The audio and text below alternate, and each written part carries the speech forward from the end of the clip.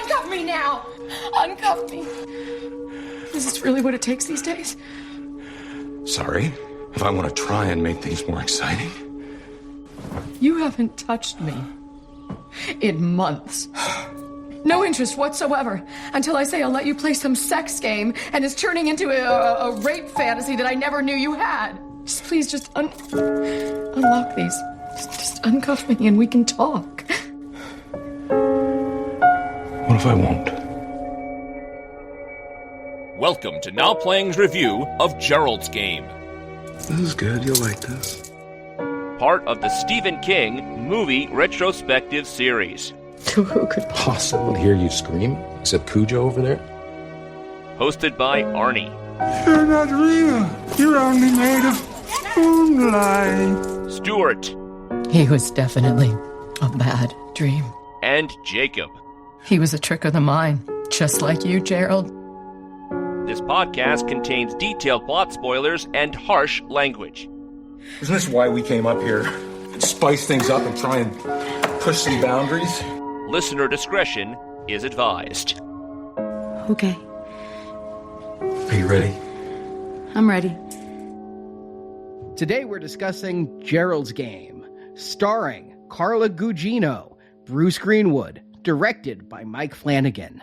This is Arnie, the Now Playing co-host with a burgeoning drinking problem. And Stuart. And this is the co-host is here to spice things up and try and push the boundaries, Jakob. Here we are at a film I never thought we'd be discussing. I read Gerald's Game when it was a brand new book. I remember the hype for it, that it was going to be King's first overt crossover. He had 2 books coming out in short succession, both very short books for him, under 400 pages each. Gerald's Game and Dolores Claiborne, these 2 stories were somehow going to cross over. Oh, really?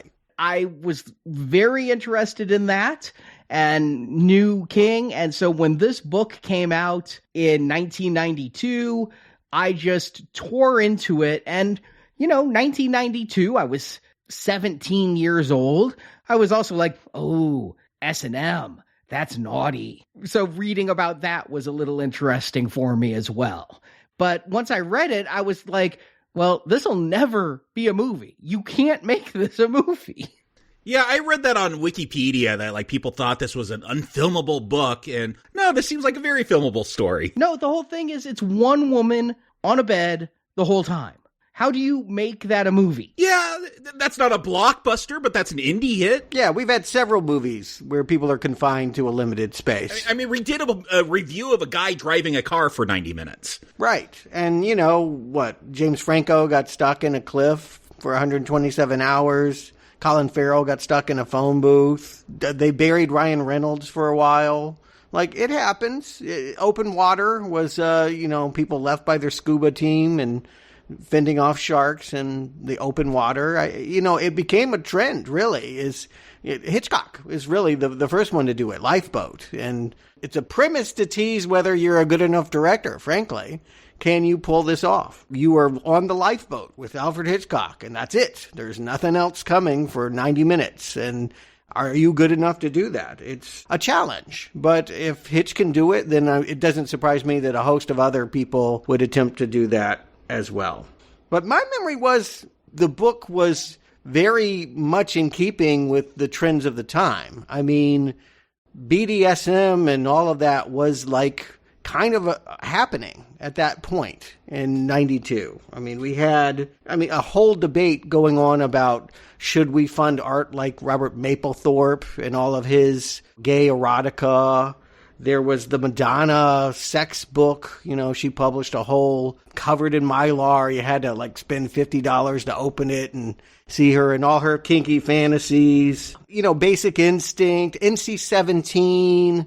My memory was it was a selling point that King was writing a story for adults about what I thought was the hardcore world of S&M. I did read the book for the first time last week. Surprisingly, once you get into it, it has very little to do with those kinds of fantasies. It's sort of just the kickoff to a survivalist story. And I would say not a positive look at it. We're kind of tugging at our collars, like what people pretend to show outrage when we all know what you guys are doing in your bedrooms. you're doing kinky stuff too. Well, I mean, it's a failed attempt. What, becomes clear is this is a yuppie couple's fledgling attempt at doing what they've heard about on Skinamax. And it goes really bad, really, really fast. And the whole point is just to get a woman who has a whole sort of issues trapped in a single location. I really liked it. I just want to put it out there after complaining about all the weird sex and sleepwalkers last week and all of that, like mom and son cat fucking, like I really had gotten to the point where I felt like I didn't want to see Stephen King pick up the pen again. But I thought it was a credible attempt to do what I've seen Poe and Lovecraft do, which is create an unreliable narrator and this constant shifting feeling. When you read that novel, you really don't know where you are. Like, even though we know she's confined on the bed, we move around so much, and there's so much that's ambiguous, in shifting in time and all of that. I think what makes it unfilmable is not that it's going to show hardcore sex, but that what do you show when we can't be sure of what the person describing is actually literally happening? Well, yeah, that's part of it. I never thought it was unfilmable because there's 10 pages of somebody being handcuffed to a bed. It was always because it's an entirely internal drama. And, we mentioned the past couple shows, this is sober Stephen King. And I feel like Gerald's Game and Dolores Claiborne, I can't help but think of them as sibling novels. The way they were written, released, were his attempt at writing more adult stories. And they were both female-led. They were both stories about abuse. I was thinking about it. He'd only written 3 female-led stories before. Carrie, Firestarter, and Cujo. And Firestarter is very iffy, because for a lot of the film, it's her dad. But this is a chance, while keeping a little bit of horror, a little bit of scares and blood going on, it's like straddling the line between chick lit and horror. And so I think King was trying to stretch his writing muscles and challenge himself. Yeah, I mean, gothic writing, like Misery, that kind of thing. I agree. It captures some of that feel.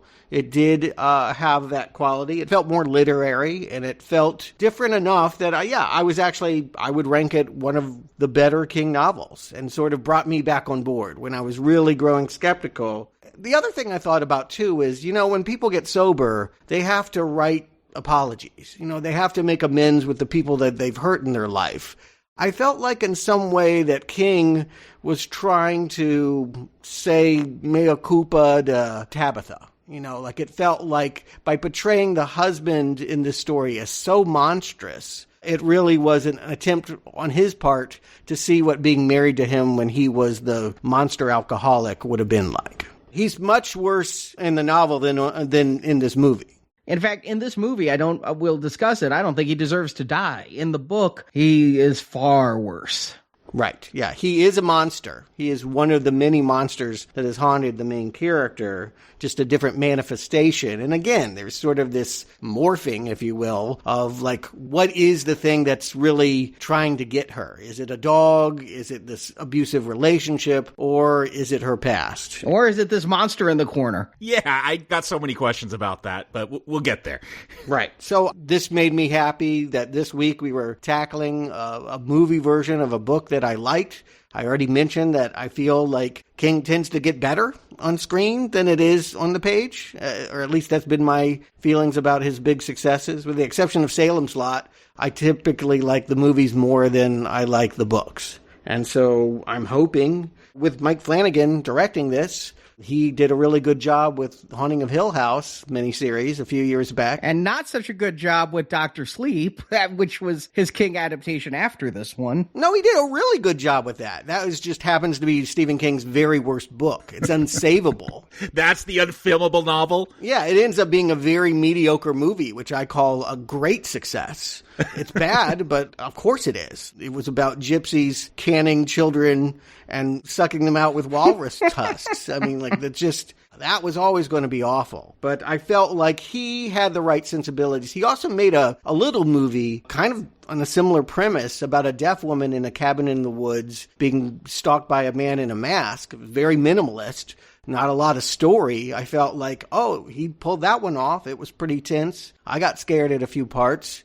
He proved that he could take a single location and exploit it. He's a Stephen King fan. He's a Kubrick fan. So, yeah, give him Gerald's Game. You talk about going to the screen. I guess went to TV screens. Did Netflix make some deal with King? Because I know I've watched 1922, which is based on King, and The Tall Grass I haven't seen, but that's a Netflix original that's based on King. Did they do something like they did with Sandler, where they like came up with some, 3-picture deal or something? No, it seems to be a one-by-one thing. It's just that King has been having a moment again.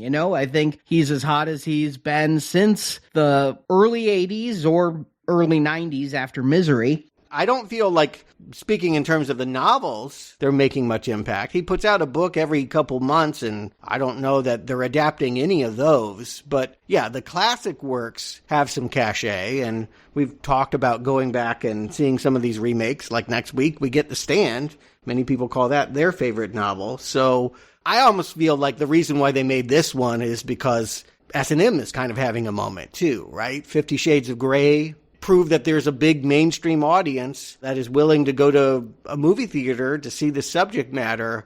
Well, what was Stephen King's take on it? Yeah, but even before it, he did get Under the Dome, the TV series, and they've just constantly been making his stuff, and man, it scared me. I looked him up on IMDb for this show, just looking up something about him being a writer, and it shows upcoming projects 54. We're never going to leave the Stephen King library. Yeah, but a lot of that will never come to be. There's a Cujo remake where it's C-U-J-O and the dog is robot. I dare them. I dare them. I want it, Stuart. Yeah, a lot of that stuff feels like wish fantasies that will not get made. I thought this was going to be a Cujo sequel or remake, the way it started. It definitely has elements of that, just in the sense that it's one of King's claustrophobic stories. It's like someone, like in Cujo, they're just trapped in a Pinto that's broke down. Here, trapped in a bed. And yeah, you're right. There's a dog in here too. And they call him Cujo in the movie. Yeah, they even make that reference. Why don't we get into it? Arnie, why don't you give him the plot and we can discuss Gerald's Game? Gerald, played by Bruce Greenwood, and his wife Jessie, played by Carla Gugino, have gone to their lake house for a weekend of Kobe beef and kinky sex. Gerald and Jessie had spiced up their sex life by experimenting with S&M, but this time they're playing with real metal handcuffs. Jessie starts to have second thoughts right before Gerald dies of a Viagra-induced heart attack. As a stray dog starts to eat Gerald's body, Jessie is trapped on that bed, forced to have an uncomfortable inner dialogue. Her weak, pessimistic side is personified by Gerald, always putting her down, but her determined side is a vision of Jessie herself. And she's also seeing a strange, gaunt giant. Gerald calls him the Moonlight Man, saying he is death coming for her. During her memories, Jessie comes to terms with how her father, played by Henry Thomas, molested her when she was an adolescent. Through this repressed memory, Jessie starts to realize her relationship with Gerald was unhealthy due to Jessie's PTSD. Finally, Jessie takes the extreme measure of breaking a glass and slitting her own wrist. The blood lubricates her hand until it can be pulled from the handcuff. Freeing her other hand, she tries to get out of the house before she bleeds to death, but the Moonlight Man is there. She gives him her wedding ring and leaves, driving Gerald's car for help. 6 months later, the Moonlight Man is caught. He's a real person, he's a murderer, and a necrophiliac. Jessie goes to confront the Moonlight Man at his arraignment and walks out a stronger woman as credits roll. So you said S&M was having a moment back then. Repressed memories of assault. That is a huge topic from the early 90s. Roseanne started saying on Larry King that she was having repressed memories come up of her parents abusing her. Yeah, there was scandals with daycare centers where, psychologists were accused of planting ideas, repressed memories into children, and these daycare teachers getting fired and accused of these horrible crimes.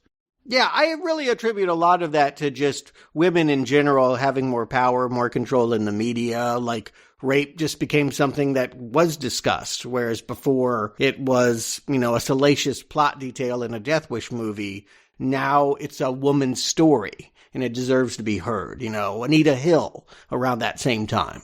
Yeah, it's interesting to me how much the book and this movie still remain relevant through the Me Too movement. When you're talking about reasons to make this movie, tapping into the Me Too energy could be a very big part of that. Although this was on the cusp of that. I don't think that Weinstein had quite happened yet. And I thought it was going to be a whole lot kinkier. That's definitely one thing that's kind of a surprise when we get going here. We hear Sam Cooke, because of course, when I get tied up and whipped, I definitely want it to be the oldies from Motown. You gotta have industrial music playing. Come on, not oldies. I guess this is Stephen King's fantasy. We know this about him. I'm surprised, Gerald isn't wearing a leather jacket and putting some heavy pomade in his hair to grease it back.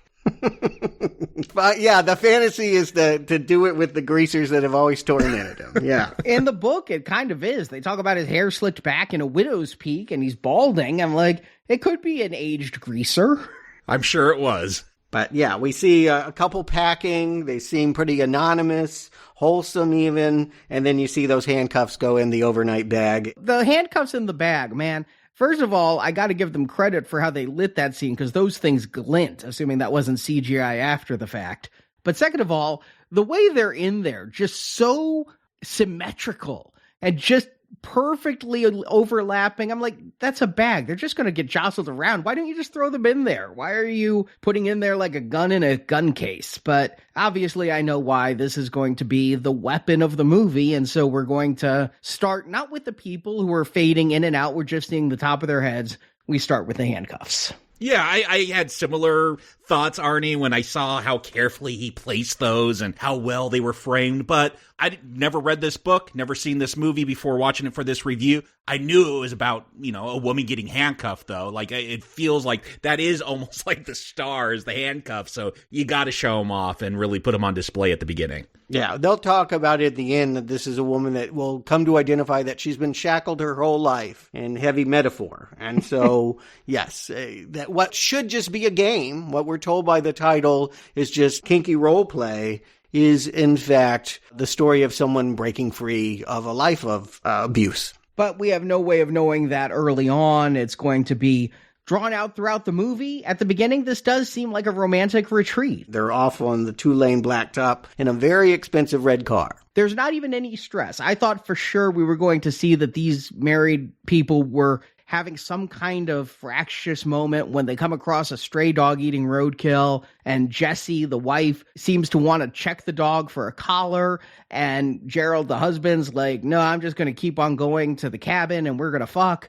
And so I'm like, okay, well, this is going to be a moment of strife. She's going to be an animal lover and he's not going to care about animals. No, she's fine with that, leaving the dog behind. She puts that behind her pretty quick. Yeah, I thought there was going to be a lot more setup. I feel like they get to the gist of this plot pretty quickly. I thought, we're going to see what the relationship is like, and then as she's trying to escape, that's all going to get worked out in her head. No, we'll see a glimpse. I mean, you could tell the difference between this couple with how they treat this stray dog. Jess wants to give it, $200 Kobe ribeye. I guess she doesn't even know what that is. As soon as she unfolded, I'm like, oh, that marbled fat, that's some good Kobe beef. Don't give that to the dog. That's some good stuff. So you get a little bit about their characters, but I feel like the film is going to spend, with the different versions of herself and her husband coming in and out as she's chained up. That's when you're going to really learn about who these people are. There is kind of a delicious irony to a man seeing the dog that will later eat him and be disgusted by the roadkill. He doesn't yet realize that he's this dog's next meal. Yeah, just give him the Kobe beef and you wouldn't get eaten. Just fill his tummy up with that stuff. It's kind of wicked and kind of a funny laugh, and thinking about that he's just raw meat waiting to be devoured as well. And he's wanting to get to business right away. They don't even close the front door. He's whisking her inside because he just popped a blue pill. He's mentioning this is the first time using real handcuffs. They'd used, I guess, some plastic ones that she could break out of if she pulled hard enough before. And now he's upping the game by bringing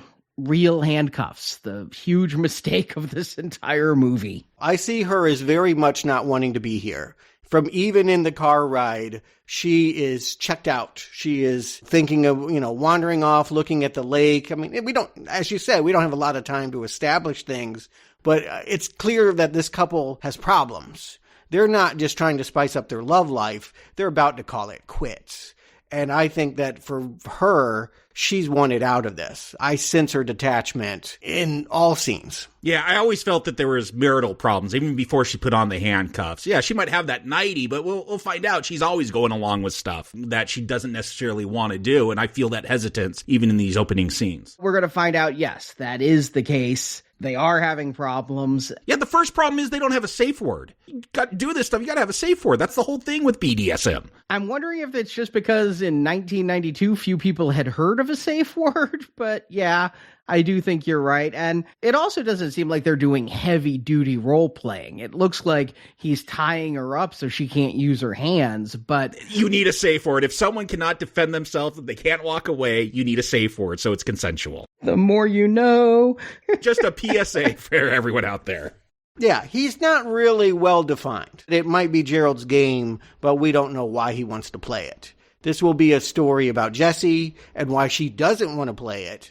But I'll never know exactly what he hoped to get out of this, other than he has a moment in the mirror where he looks at himself. He tries to, he's getting older. They're post-50. He's trying to save this marriage. He hasn't had sex with her in a long time. It's later implied that he might even be having an affair. So this is his maybe last-ditch effort to try and see if he still wants to be in this relationship. I did all the math. Yeah, he's a little over 50, but she would be 47 in this scenario as depicted in the movie with the eclipse and everything. And he is in much better shape. Bruce Greenwood, the actor, is fit. I mean, I guess if I'm going to be filmed the entire movie in my underwear, I would hit the gym too. But I definitely feel like in the book, part of the reason why the character has a cardiac arrest is because he's let himself go and he hasn't. Part of the reason why he hasn't been sexual is he's just been feeding his face and sitting on the couch and not being a romantic. Yeah, I was a little disappointed with how Gerald ends up dying because, yeah, he is in really good shape. I'm like, oh, maybe it was the Viagra that he took. If you have a boner for over 4 hours, you're supposed to go to the hospital. Who knows what's going on? But well, that's to save your dick from necrotic flesh. That's not to stop a heart attack. Yeah, no, I figured he had some reaction to the pill because he's in such good shape. I don't know why else he would drop dead. See, I thought the same thing, as maybe he had an undiagnosed heart condition. And, a lot of people get Viagra illegally. I hear about Canadian pharmacies and things.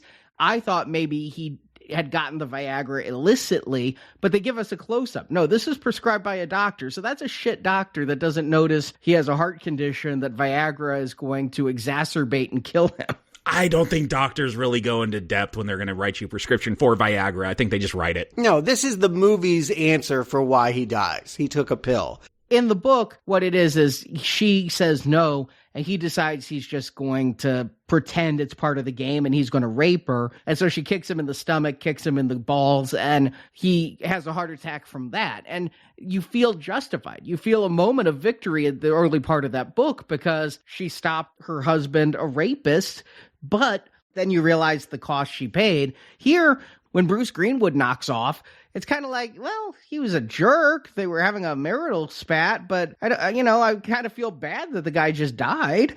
Yeah, I'm shocked to hear that she fought back in the book because it seems like the only time she really stands up for herself in this situation is he's like, call me daddy. And she's like, no, I don't like that word. Stop it. And, we'll find out why she has that issue throughout the film. But there is no abuse or anything like that. He considers it for a moment. He has one moment where he says, what if I don't uncuff you? Just for a second, he teases the idea of turning it into a rape.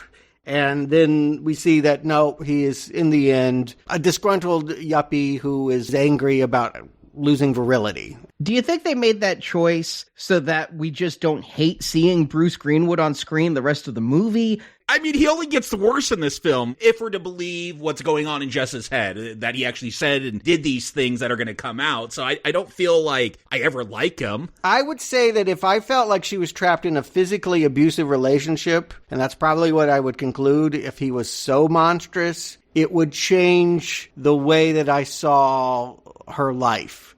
And I feel like instead, by making him sort of like a nice guy that has a dark fantasy, he isn't necessarily a tormentor. She just has sought a daddy figure because of what she's gone through, it teases the mystery a little bit longer. You know, King has a tendency to draw really broad caricatures, and I appreciate that this couple feels a little bit more real. Not to say that abusive husbands aren't real, but just that if my only scene to understand him was him chaining her up and screaming and sexually assaulting her, I wouldn't be willing to analyze their relationship the way the movie's going to ask me to. But it's exactly that in the book. You know, the book opens with the handcuffs being closed, and it immediately goes into that rape stuff. And it's just made me think a lot about why would you change that aspect of it, because I do think a good kick in the groin is a much more realistic reason for a middle-aged / old person to die. I haven't read that book, so I don't know where it goes there. For me, coming into this, if you show Jess, you know, she's willing to fight back right from the beginning, I don't know if I'd see her as this person that has been a victim her whole life. Like, we'll see, like, this event that happened to her when she was like 12 is going to affect the rest of her life and has made her timid and submissive. And so if I see her fighting back, I don't know, it kind of just works against that image that we're supposed to start out with when we meet Jess. This movie will spend a lot of time with the ambiguity of a wife asking herself, is my husband a bad guy? And, you know, when he returns to her as a figment of her imagination, he reminds her of a joke that he told in front of a client about a woman being a life support system for a cunt. You know, like, is that who he was? I think by having it be more ambiguous in this role-playing scenario, I mean, obviously the guy would have been horrible. She would have needed to spend all of this time in her head debating her marriage if he had been that person in the opening scene. That's why you make him more of a nice guy. And yeah, I think it's okay to feel bad for him. I kind of feel bad for him. I mean, he's going to get his face eaten by a dog, or is he? I guess it could be this giant that's going to be hanging out there. But, like, we do see that dog walk in and start nibbling on his, like, leg or arm soon after he dies. And that's horrifying. Like, having to be in that room, listening to the dog eating your husband, however you felt about him, that's still got to be horrifying. I love the moment of the dog just ripping the first piece of flesh off the arm. And she yells at the dog, and the dog just goes to the door and is like a good dog chewing on a bone, just chewing on that flesh, pulling what he can off the skin. Kind of like the husband's sexual habits. It's not like it's so predatory. It was just like, let me try this. Let me see if this works. And so this dog is still kind of cute in a certain way. I mean, she will jokingly say, I don't suppose you're one of those rescue dogs. Like, I mean, there's something, the dog is not rabid. It's not Cujo. And we have some understanding that it's starving. It got a taste for Kobe beef. And hey, I mean, the guy's bleeding. He clearly identifies the husband as meat and not a living being. So have at it. Why not? He's used to being a vulture who eats on dead things that he finds, so that wasn't a hunter dog. Yeah, I definitely thought of Cujo, and I thought, again, I knew this was about a woman who gets chained to a bed and the husband dies and she's got to figure a way out. That's all I knew about this story. Like, when the dog walks in, I'm like, oh, are we just going to have, like, rabid animals coming in and burglars? Like, where is this going? Like, what is the trap that she has to get out of? Because they seem like they start escalating it in the film, and then it's mostly about her just trying to get some water. Let me just ask this. So, yes, this is a movie where for the rest of this Act 2, she's in that bed. She'll have an out-of-body experience where her husband comes alive, but then she'll look on the floor and his body is still there. We're never confused by her hallucinations. We know that she's just having internal thoughts about her chances for survival. Yeah, I did think when Gerald first popped up, I'm like, oh, maybe he just passed out for a few hours. You know, he's still going to have that wound from the dog, but he was still alive and he was going to be tormenting her. And yes, but they show the body still there very quickly. You know, this is just a hallucination or just in her head. And I think it's because they're trying to keep this about a woman overcoming scenarios, you know, getting out of bed and dealing with past trauma. You know, they're trying to make this more dramatic and less horrific. It's not going to be Jacob's Ladder here. No, it's 127 hours. James Franco, his arm is stuck, and he's going to reflect on his life and get bits of information and inspiration from things that have happened to him. His memories will teach him what he needs to do to stay alive. So that, yes, when they need the water, the way that I like it is that it's tied in with the flashbacks. She realizes she sees a stronger, free version of herself emerge and tell her, we're glad he took that Viagra. And she eventually realizes, oh, why? Because it meant that he was thirsty and put a glass of water on the bookshelf. And so in reflecting on what's happening to her, I don't know what else you could do in a movie, but you would need these spirits, these visions, these other selves to be able to point things out so that it doesn't feel like a one-person show, but multi-characters. A psychodrama. It's very much like the end of Secret Window, Secret Garden with Johnny Depp all over the place. Better than that. A little, yeah.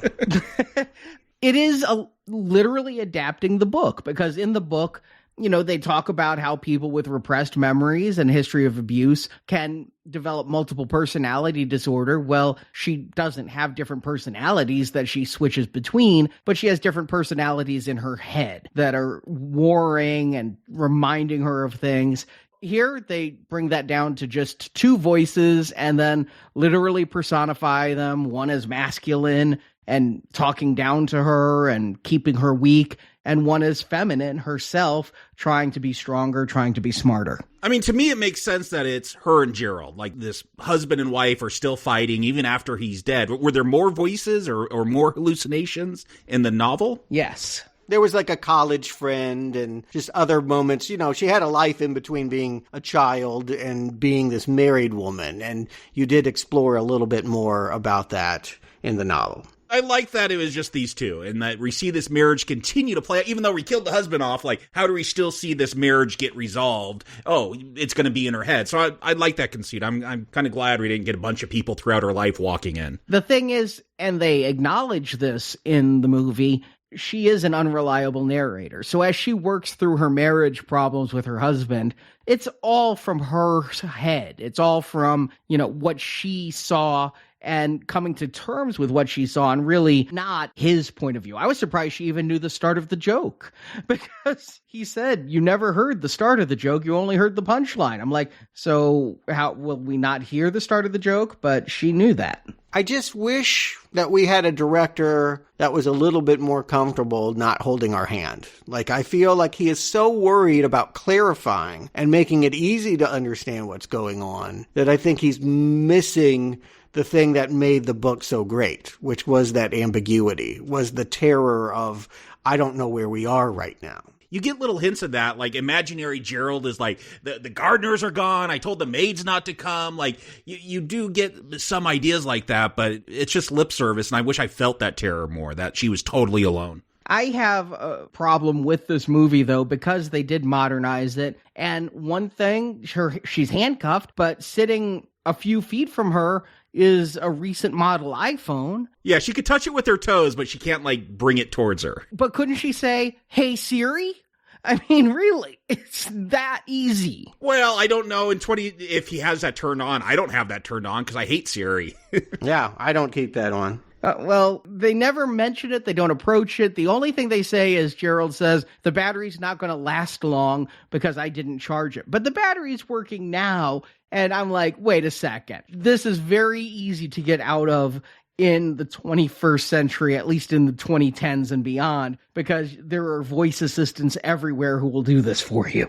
I'm perfectly accepting that she's in this bad situation. I never feel like, oh, stop crying, you can't get out of this. I'm willing to go with it, because we got to write cell phones out of everything now, because they just make movies and stories, too easy. Things could get resolved super fast. The fact, though, that he seems like this super busy businessman, you keep that phone charged. You want the thing dying? You got important emails coming in, and he's got a charger in the car or something. Just plug it in once you get free. The phone is a non-issue, because she couldn't really reach it. I mean, I don't see that. But even when she can reach it, she doesn't use it. Voice assistant. Arnie, it may surprise you, I never use that. And I have to touch my phone in order to use that. Yeah, I agree with you there, Stuart. I hate voice assistants. But in this day and age, I can think of times where I got stuck. I can think of a time where I left my phone in a cab in a foreign country and didn't know where I was. I can think about times when I'm like, I have to figure things out, and you want to tap into that.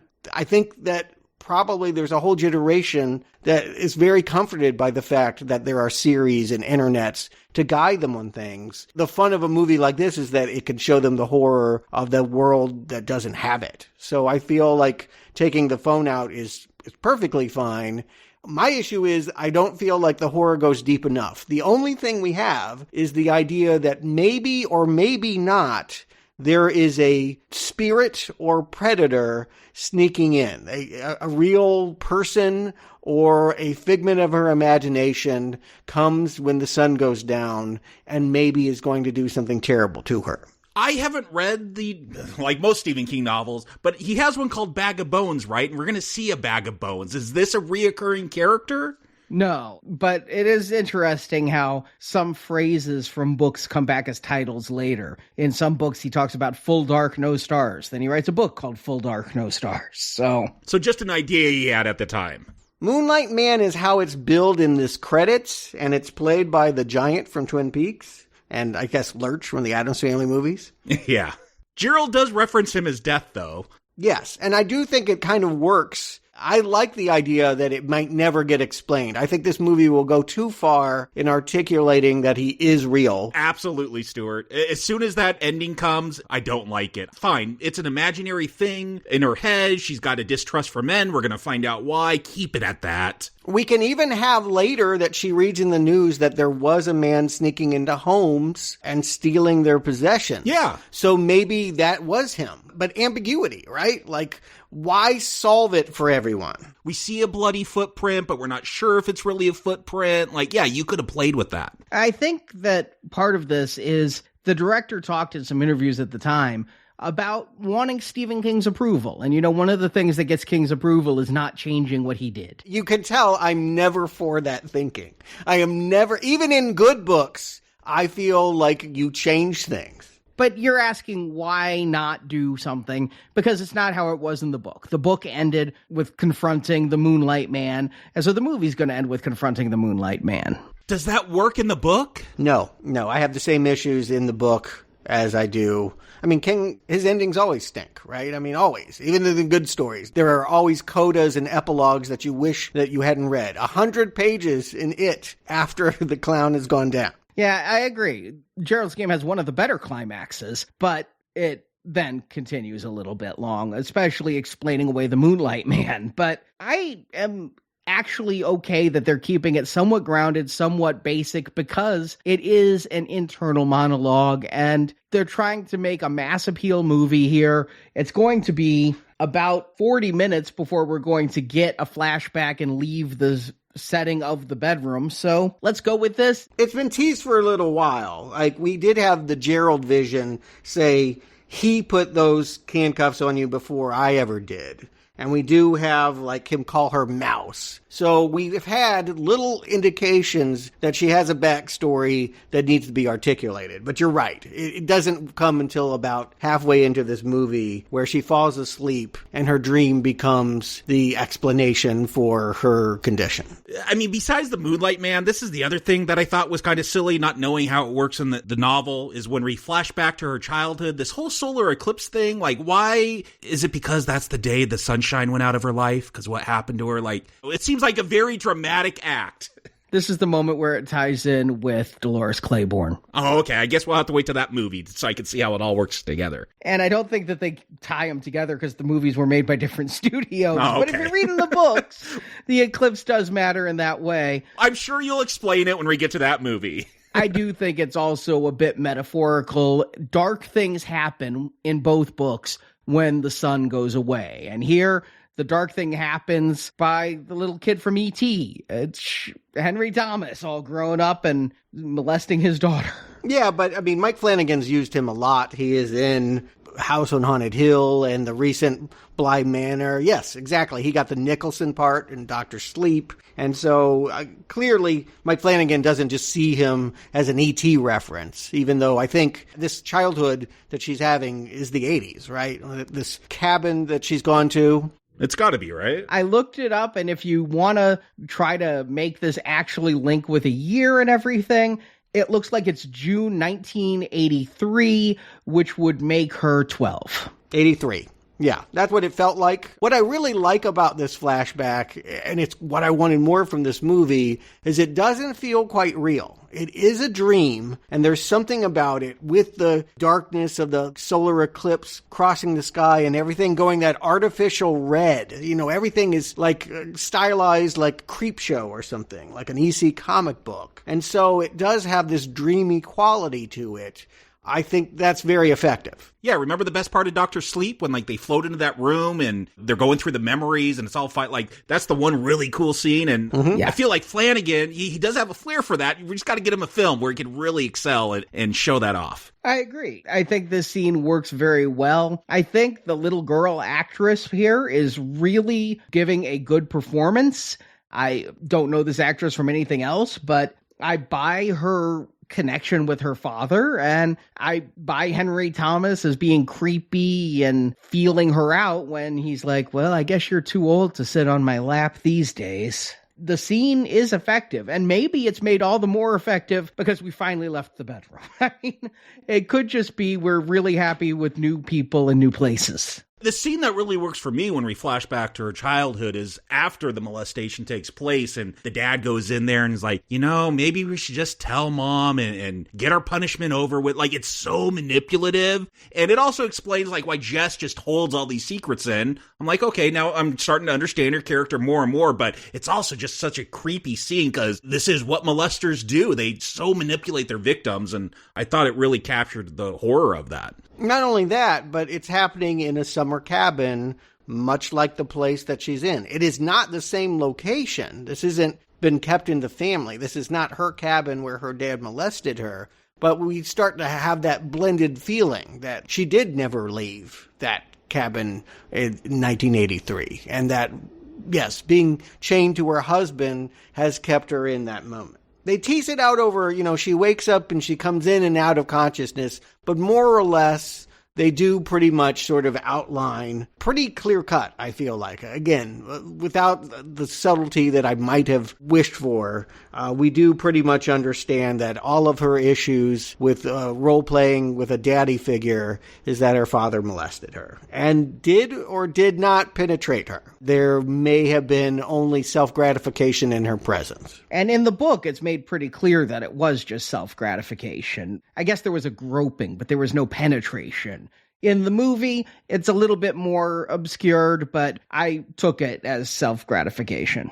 Yeah, I was surprised when they said it was just self-gratification because it plays different the way they stage it. With her sitting on the lap and no, daddy, no, like, it comes off differently. But he's also moving a hand up and down behind her, so you can read it easily that way. The thing that got me is that we're told it's a one-time instance, which it never is. I've never had any personal interaction with molestation, including not knowing anybody who I know was molested. But what I hear the stories of in the news and things are, you know, it's repetition. Once, you know, you start, you wouldn't stop after one, but it appears in this case he did. Yeah, it's sort of just cleanly demonstrating that she's trapped in this one moment in her life. And yes, whatever else she might have experienced sort of gets eclipsed. Pun intended. But yeah, and now she's got to get free. So that night, after the mother and the other siblings came back from watching the solar eclipse from the lake, they took a boat out. They're gathered around the dinner table, and little Mouse can't tell her, but, again, tells her in her own way by crushing that glass in her hand. That will be the memory that gives her the idea about how she can also get free of these binds. Is that too literal? I mean, I really do love a good metaphor, and I really do appreciate that King is looking like a writer again, because after Sleepwalkers, he really looked like someone that had no understanding of the narrative form, and now I can say, oh, this definitely feels like a college short story creative writing exercise. I can see the metaphors. It's not masterful, but it definitely lets you know the psychological makeup of the characters. And that has been something that has been sorely lacking in so many King works. I agree. It doesn't come off as sophisticated, but it works for mass audiences in that kind of way. So, yeah, the fact that she remembers breaking this glass as a child and now she's going to break a glass again to free herself from all this trauma. Okay, I'll go with it. It's not high art, but it's better than what we've seen from a lot of these adaptations. I was just left disappointed because fantasy her, the strong her, is like, remember what happened after. Remember what happened after. And I'm like, okay, we're going to further psychologically deconstruct Jess here. We're going to learn even more about her character, what happened after. Like I said, did he do it again? Did it happen to the sister? Instead, it's just what happened after is you broke a glass and hey, you can do that again because you read somewhere that blood is slippery. And, you know, this movie has had its Rube Goldberg MacGyver moments. The tag that she forgot to take off of her slip is able to be turned into a straw so she can get some sips of water, and she's able to lift her hands just high enough to tilt a shelf to get the water. I don't understand why before breaking the glass, she doesn't finish the water because, you know, in case this doesn't work, you don't want to dehydrate. Her lips are looking pretty parched. She had to use paper for a straw, and coming from California where those are now mandated, paper straws are awful. You use them once and that's it. She can't get any more water from that straw. And this moment, I'm sorry, but like, eesh, when the skin is coming off of her hand like a glove and she's pulling it through. I turned away from the screen. I will admit it. I squirmed in my seat. I really did. I felt like looking away because this is realistic looking practical effects here. And the cutting of the wrist, I was fine with. But yeah, when they start to de-sleeve the hand, that's what it's called, it actually really happens. Is that why she cut the wrist so the skin can start peeling off? Because I'm like, oh, she's just going to kill herself? What is going on? Because what I've learned from movies, when you're handcuffed, you got to break that thumb and then you can squeeze your hand out. And I kept yelling at her to break her thumb so she could do that. But then she started cutting her wrist. I'm like, what is going on? But then I'm like, oh, she's like making a seam so the skin could, like, her hand could come out through the skin? That's not the intent. What they talk about is the blood is a lubricant, and maybe she'll be able to slide her hand out with the help of lubrication. But what actually happens is it's so tight, it rips the skin and it starts to come off like a glove. And oh boy, does that just make me wince. And, you know, she does other things after that. She runs for water. I'm like, I'd be running for bandages. Yes. I mean, this looks better than Hellraiser skin removal from the arm there. I'm guessing they maybe use some CGI to touch up some practical and make it look worse, but my God, this is horrific. Yeah, we've finally gotten back into the horror element. I feel like we took a lot of time off from that. Not to say that sexual assault is not horrific, but horrific in a different way. And now I feel like we're back in a thriller scenario because, yeah, she's, you know, bleeding profusely. Yeah, she's free now, but, like, she'll faint. She wakes up with a dog trying to eat her bloody appendage. Like, lean further away from the metaphor and just lean in towards the adrenaline and the thrills, because this story could easily and sometimes does feel stagnant. I watched this twice, and it doesn't have a whole lot of repeat value because once you know what's going to happen, it is kind of just stuck in one place. And I was shocked how much it does follow the book, because if you've read the book, like I reread it for this, it's like, okay, it is very faithful adaptation. Yeah, and again, what I would argue, as someone that loved the book, I would say you cannot honor a good book by being literal with what happens in it. You have to change. You have to adapt. A great book is great exactly because it is words on a page and cannot be filmed like a screenplay. Well, here, yeah, she gets the one hand off. She has to use that hand to get the keys off of the bathroom counter. And I'm still wincing because that hand is not going to work there, honey. Yeah. I'm so happy later when she talks about skin grafts. It didn't occur to me. I thought she really was ruined. I thought she would be an amputee, like hook-handed or something. Yeah, I was shocked that they were able to do skin grafts for that because it feels like that skin has been peeled off. And when she gets out, she looks at Gerald, who's still laying there. Like, has his face been eaten? We see a lot more, like, yes. What I'm assuming at this point in the film are more dog bites, but I think it's the Moonlight Man we're going to find out who's mutilating him. We're told that he mutilated male corpses. That's true. And what got me was the buzzing of flies, letting me know exactly how dead Gerald had gotten. Yeah, he's also decomposing. So, Yeah. like, for lots of reasons, he doesn't look his youthful, vibrant, ready for sex self that he did at the beginning of the movie. But the Moonlight Man is there, and I gotta say, in this lighting, the makeup they used on that actor, again, you mentioned Addams Family. He was also a big part of Star Trek The Next Generation. I mean, this guy's been in a lot. Yeah, whenever you need a giant, you would call him. Witches of Eastwick.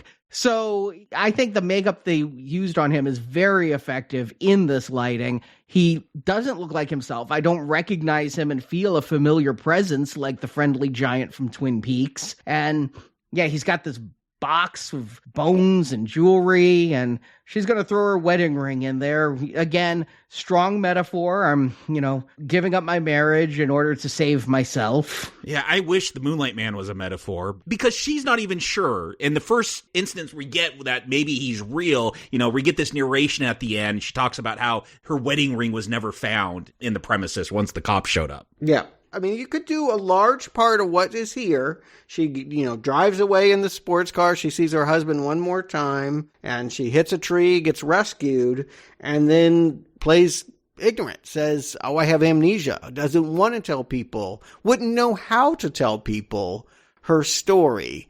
And I think that you could leave it there if this movie didn't suddenly feel the self-importance of wanting to be able to encourage women and survivors of sexual assault to tell their story. Suddenly it becomes a message movie when I'm not sure it's really well served by what came before.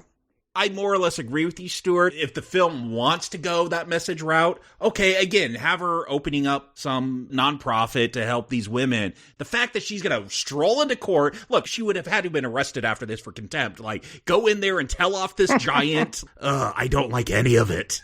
Oh, it is so bad when literalized like this. It is. And the fact that she's writing a letter to herself. You know what I thought would have been a nice change from the book? Is because we don't know much about her father and things, right? So we saw Henry Thomas. Wouldn't it be nice if, she was writing a letter to her dad who she had put in jail? She came out and talked about it and had him arrested, instead of she's writing a letter to her child self and starting a center for women and confronting the giant whose makeup looks awful in the courthouse. I mean... Yeah, it looks bad. When you were complimenting his makeup, I'm like, what are you talking about? Because that's all I could think of is that end courthouse scene. See, I had to call out how good it looked in the moonlight, because once it's in the daylight, he looks like he's a marshmallow man, not a moonlight man. Yeah, you can see the glue holding on the prosthetics on his face. It's awful. I just think there could have been much better ways to handle this ending separate from the book, because you didn't go into as much detail with the family as you had before. But yes, it turns out this Moonlight Man, he only kills and molests men. So that was what saved her, is he didn't do that to women. But he moved on to live people, perhaps because he almost had this one, and that's how he got caught.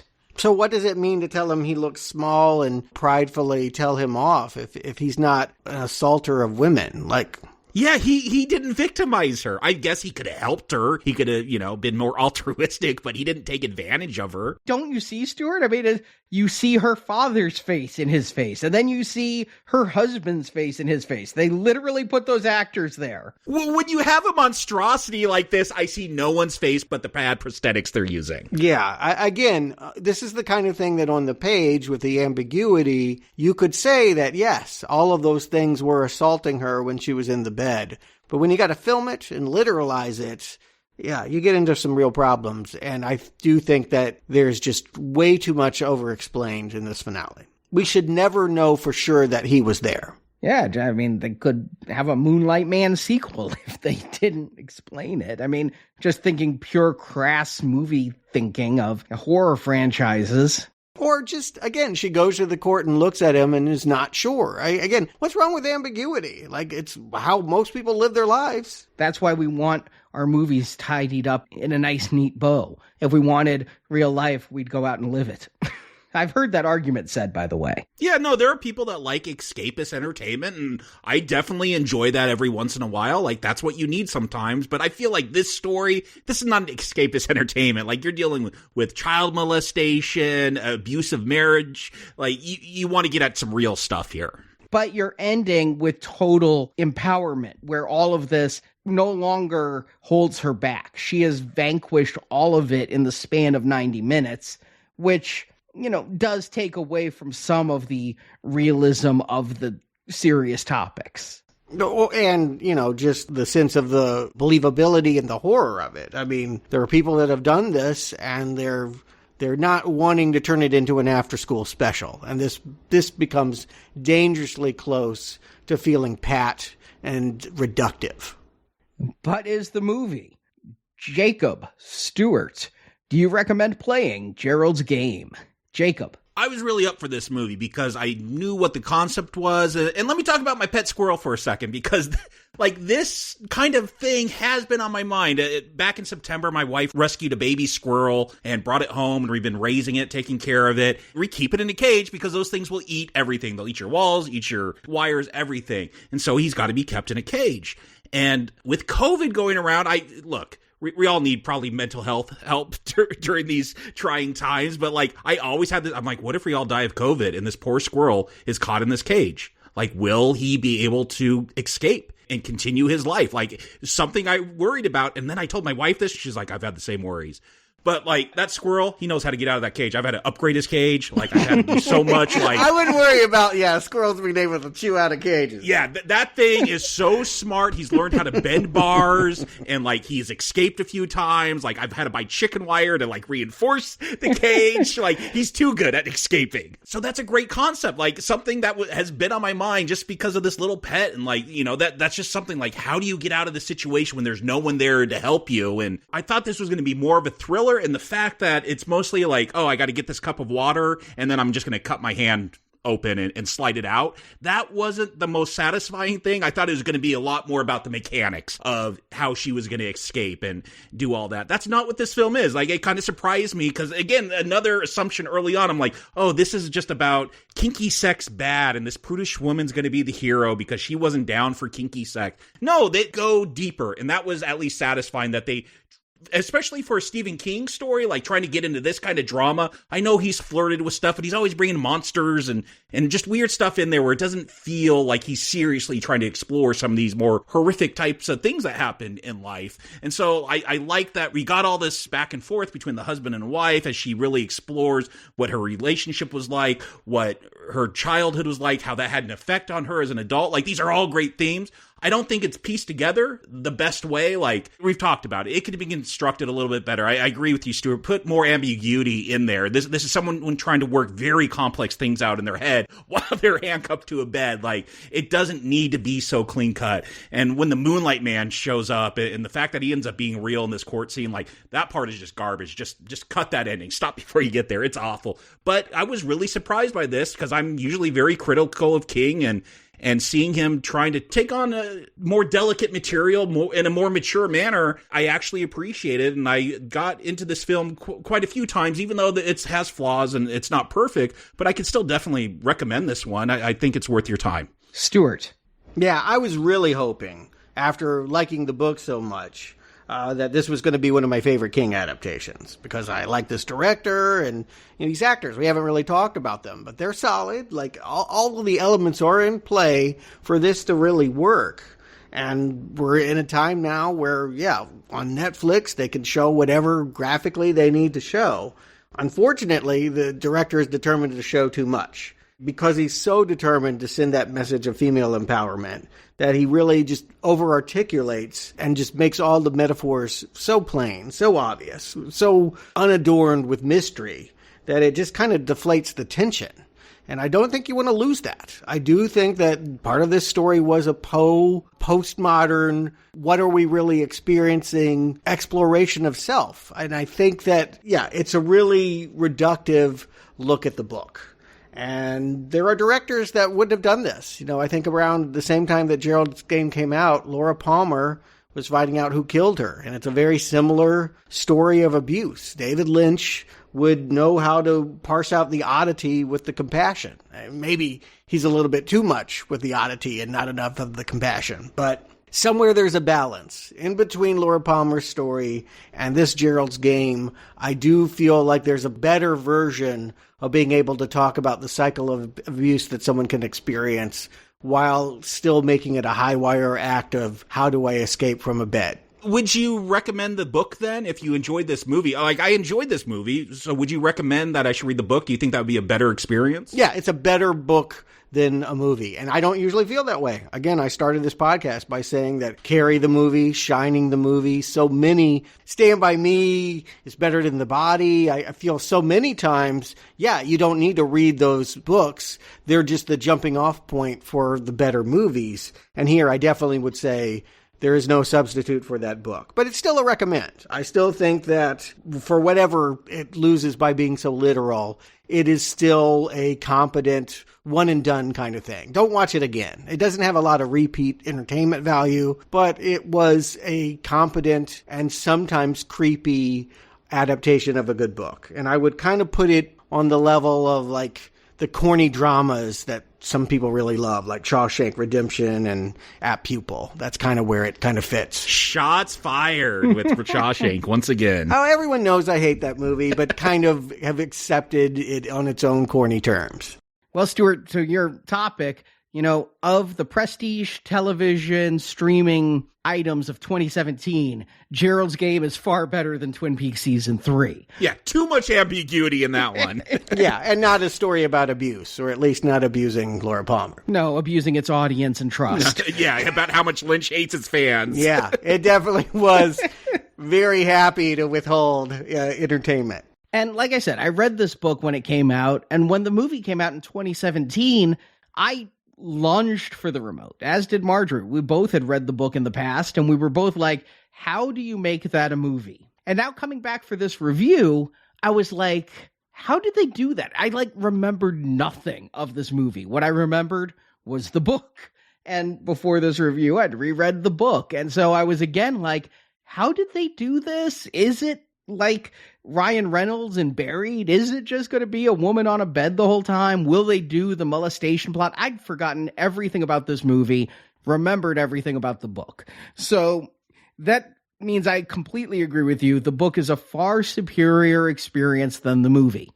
That said, the movie is okay. It's not great. I think Flanagan does a decent job with filming a single person in a bed or a person with two ghosts going around them talking, because he keeps the camera moving. He keeps things going that are visually interesting, even if it's Carla Gugino on a bed in a slip for most of the time there. It never feels like a play. No, and that's what I expected. You mentioned already, Jacob, that movie Locke we reviewed, and I gave that a recommend because I liked it as a one-man play type of thing. And I couldn't remember if that's what I was getting here. And quite quickly, I was a little bit disappointed that it goes the easier route, that it does reduce the number of personalities to two, a very easy, angel on one shoulder, devil on the other shoulder type of thing. It does keep Bruce Greenwood in it, and I like Bruce Greenwood as an actor,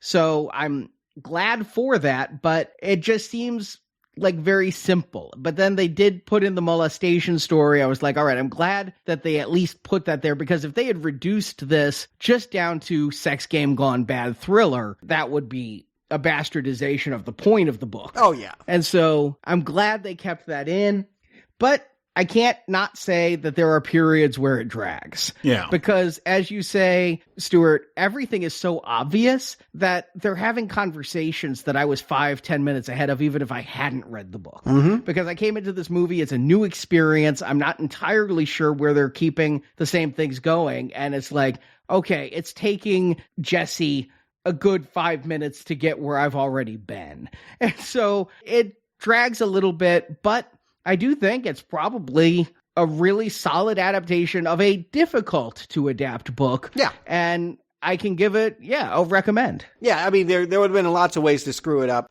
Boy, you mentioning that they just turn it into a sex game gone wrong and he's like a stalker or something, or turns into a monster. Yeah, you're right. They could have really shot the bed, and they didn't. They honored what they could about the book. A little too much, I would add. But yeah, in doing so, they still made a good movie.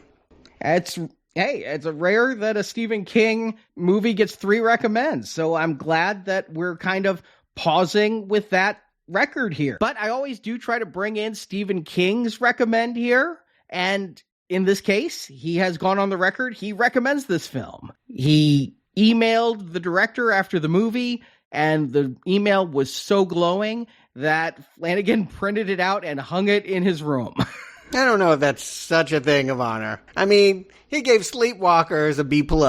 And then King gave him Dr. Sleep to do, right? They did get Dr. Sleep out of this, which was something King was very finicky about how it would be made. So it got him another gig, too, which in Hollywood is perhaps more important than kudos from an author. Now, we've had, strangely, I didn't expect this, we've had a lot of requests. When are you going to get to Dolores Claiborne? When are you going to get to Dolores Claiborne? It will be next, but it won't be next week. We got to go back and do an old book again. Yeah, and you know what? I think that it was another novel that I felt like had real potential that was not well executed on ABC television and can be improved. I'm actually hopeful that by being CBS All Access, which means they stream it, they don't put it out on network television, we can finally get the Stan movie that we've been hoping for.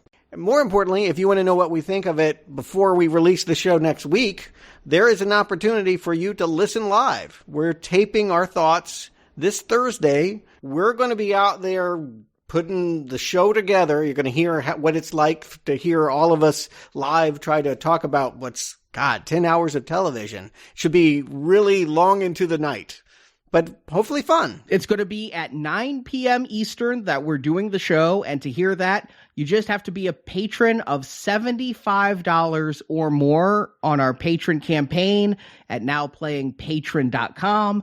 You know, at the $50 level, you get all of those bonus podcasts, but at $75, you're going to get to listen to a show live once a month. That's at 9 p.m. Eastern. And then if you're at $100 or more, you can actually join us at 8:30 p.m. Eastern for a 30-minute group chat where we can just talk movies, talk what you thought about The Stand, whatever. And you're going to have to do this by tomorrow, February 17th, because RSVP is required so that we can send you the private information on how to talk with us and how to listen to the show live.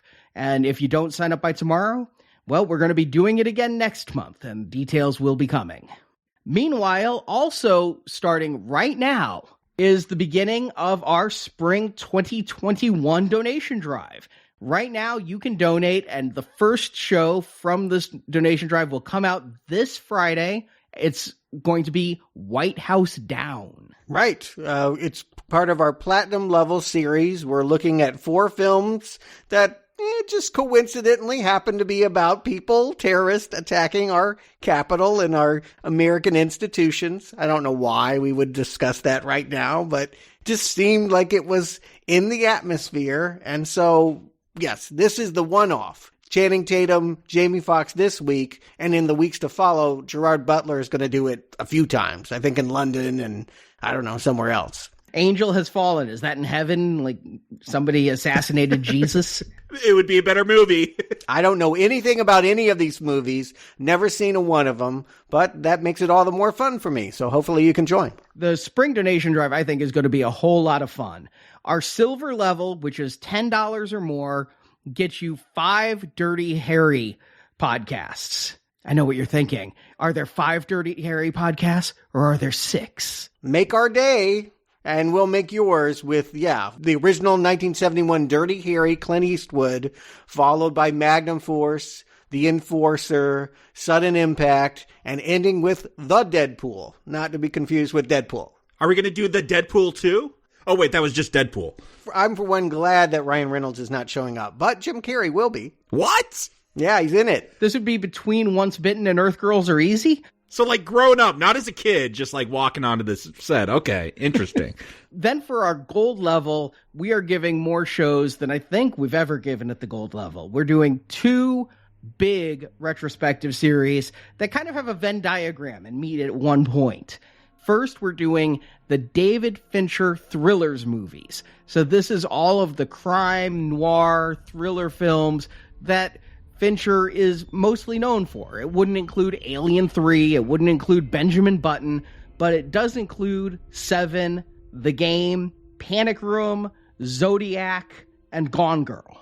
And his remake of The Girl with the Dragon Tattoo. Which becomes the second wing of this retrospective, because he did make something that's part of a larger retrospective. We're going to throw that one in too. It started as a Norwegian book series and TV movie series. We're going to cover those 3 films, then Fincher's version, and then also a recent sequel. I guess that's what they're calling Girl in the Spider's Web, with the woman from The Crown. I've seen none of the Dragon Tattoos, but most of the Finchers, and I'm really looking forward to revisiting some films I haven't seen in a long time. And that's at gold level for $25 or more. And then, as Stuart mentioned, the platinum level for $35 or more starts this Friday. White House Down, followed by the trilogy of Has Fallen movies. And I understand there's going to be a 4th Has Fallen. So if you donate to us with PayPal, you'll get that review whenever that movie comes out, and we do it. And there's one retrospective series coming back, theoretically. Theaters will be open in July. There was a Super Bowl ad for a movie that fits into one of our old series. So we're going to have the M. Night Blue level donation because he has a new film that's old. I was just about to make that pun. Yeah, the new old. Yeah, I don't know what to make of it. I never do with M. Night. And if it's not good, which I think is at least a 50-50 chance, it's probably going to be funny bad. So if you donate at the M. Night Blue level, you get all of the new shows we've discussed, plus our M. Night Shyamalan thrillers reviews that we did back in 2019. It basically is every film M. Night did except for his early religious films. Yeah, we don't want to do the one with Rosie O'Donnell as the nun. It's so bad, trust me. This includes The Sixth Sense, Signs, The Village, Lady in the Water, The Happening, The Last Airbender, After Earth, The Visit, Unbreakable, Split, Glass, and then this summer, Old. If Old misses its release date, you'll get that whenever we do it. With a donation of $55 or more, get the entire bundle of shows we are doing this spring. It's your support that allows us to do the shows we do every single Tuesday, including Stephen King, including next week where we're going to watch a 10-hour miniseries and somehow distill that into one podcast. I know our podcasts often match the runtime of the movies. I don't think we're going to have a 10-hour show. It better not be 10 hours long. All night. Yeah, my wife's going to be very upset if that goes 10 hours. I will be the editor of that show. I will not appreciate it if it's 10 hours. But your support is what makes Now Playing possible. So if you want to help us out and you want to hear some bonus shows, head to nowplayingpodcast.com/donate. A donation made today gets you started with White House Down this Friday. And then next week, we will be back with The Stand. Until next time, close your eyes and count to 10. And when you open your eyes again, we will be gone.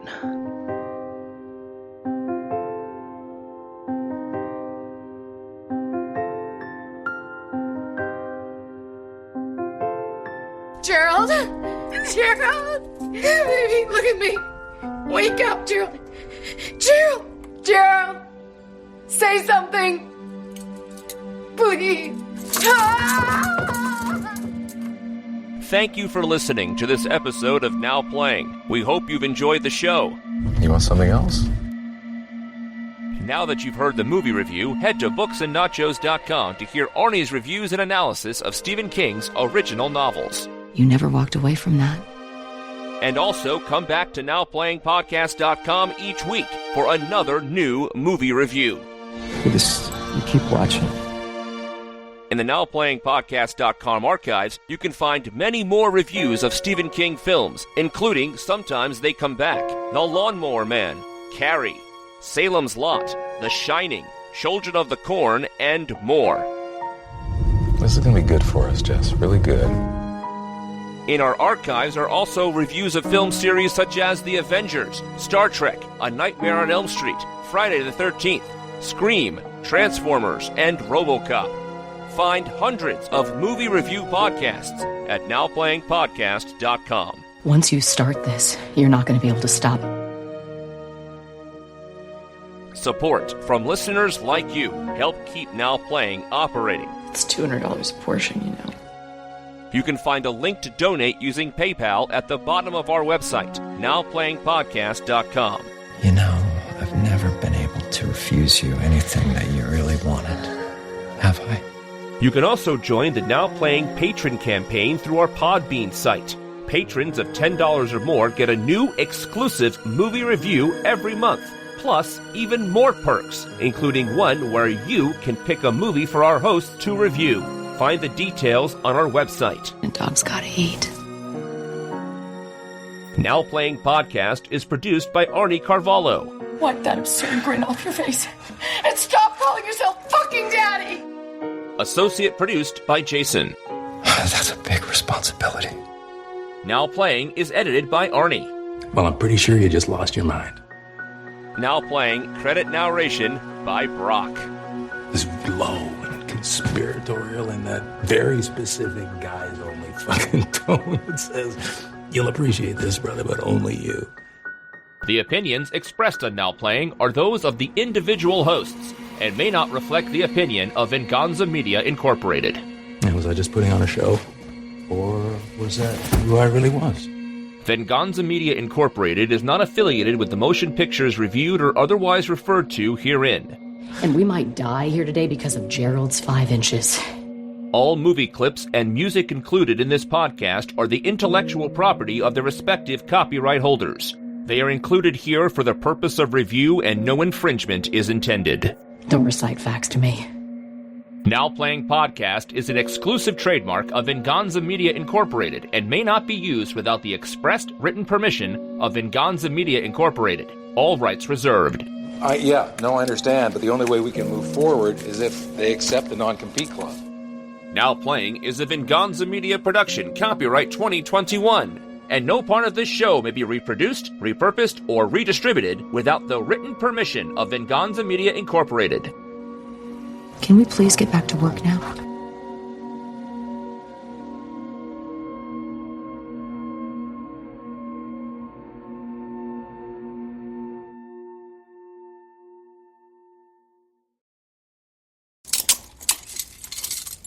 There was the Madonna sex book. You know, she published a whole covered in Mylar. You had to spend $50 to open it and see her and all her kinky fantasies. I bought that book, and it had Vanilla Ice full frontal, and he slept with Madonna while making it. This is all way beyond what I ever wanted to see of Vanilla Ice. Yeah.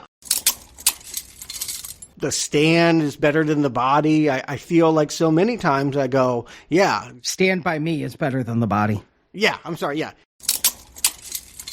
By being CBS All Access, which means they stream it, they don't put it out on network television. I just got noticed today they're renaming it Paramount Plus.